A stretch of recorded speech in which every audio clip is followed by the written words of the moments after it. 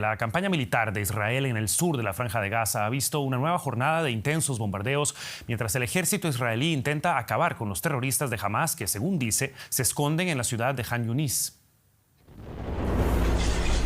Israel amplió su ofensiva aérea y terrestre a lo largo del territorio palestino mientras ordena a los civiles que abandonen Khan Yunis.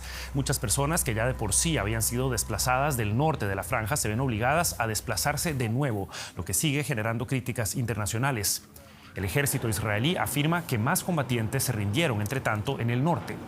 El primer ministro de Israel, Benjamin Netanyahu, reiteró que el objetivo de su país sigue siendo destruir a Hamás, organización que varios países, recordemos, clasifican como terrorista.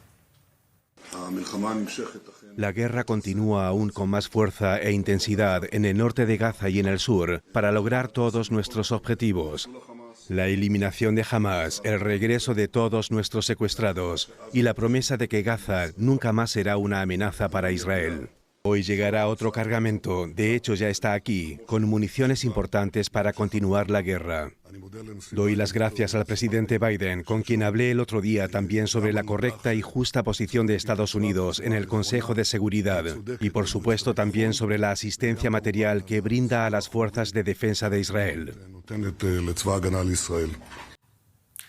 En Jerusalén se encuentra la enviada especial de DW Noticias, Jenny Pérez. Buenas noches. Ya son 10 días desde la reanudación de la guerra. En medio de las críticas, ¿qué balance está haciendo el ejército israelí?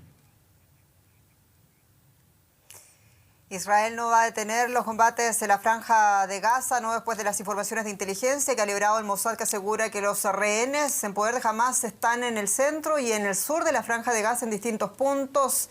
También decía el ejército de Israel, bajo estas condiciones, especialmente de resistencia de Hamás, es imposible por ahora negociar, pensar siquiera en una negociación sobre los rehenes. Sin embargo, uno de los portavoces de Hamás, entrevistado por la cadena árabe Al Jazeera, decía que si Israel quiere a sus rehenes vivos de regreso, entonces tiene que negociar un canje con presos palestinos. Recordemos que el último canje, entre otras cosas, se quebró por ese atentado terrorista que perpetró Hamás aquí en Jerusalén. Hamás tiene 138 rehenes, entre ellos bebés y niños pequeños. 18 de ellos estiman que están muertos, pero el ejército israelí tiene el mandato de regresar los cadáveres. En medio de todo eso, veíamos la locución esta noche del primer ministro israelí Benjamin Netanyahu, que decía que Hamás se tenía que rendir de inmediato y además decía que muchos de los comandantes y de los milicianos se habían rendido en el transcurso de este domingo. Sin embargo, la prensa israelí tiene dudas respecto al real avance del ejército de Israel en Gaza. Consultado varias veces, el portavoz del ejército israelí sobre la situación finalmente reconocía que esa operación de eliminar a los comandantes de Hamás en la Franja de Gaza no estaba dando los resultados esperados, que haber eliminado el 50% de ellos, decía, sin embargo, eran reemplazados rápidamente. Al mismo tiempo reconocía una serie de pérdidas militares en estos 10 días de la reanudación de la guerra en Gaza. ¿Qué se sabe de las decenas de presos sospechosos detenidos en Jabalilla, en la Franja de Gaza, cuyas imágenes semidesnudos dieron la vuelta al mundo?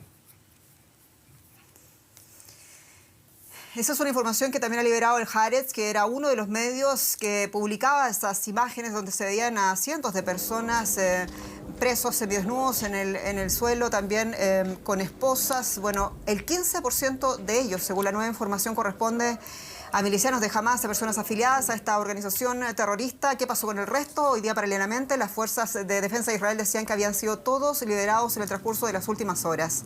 Hay que decir que las fuentes consultadas también por la prensa israelí sobre este tema aseguraron que finalmente no se trató de una rendición masiva como fue presentado en algunos medios de Israel el día viernes cuando ocurrieron los hechos. Hay que decir también que aparte de todas las críticas que tuvo que enfrentar el gobierno de Israel por esas imágenes y también por la presión de gobiernos, la presión de organismos humanitarios, hay una clave en estrategia militar. Observadores dicen que esto puede tener un muy fuerte impacto psicológico para las tropas que están ahora mismo en Gaza, que estaban comenzando a creer que había una capitulación masiva de los combatientes de Hamás.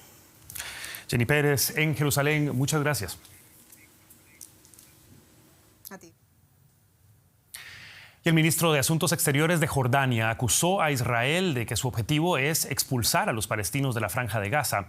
Ayman Safadi condenó las acciones de las Fuerzas Armadas israelíes.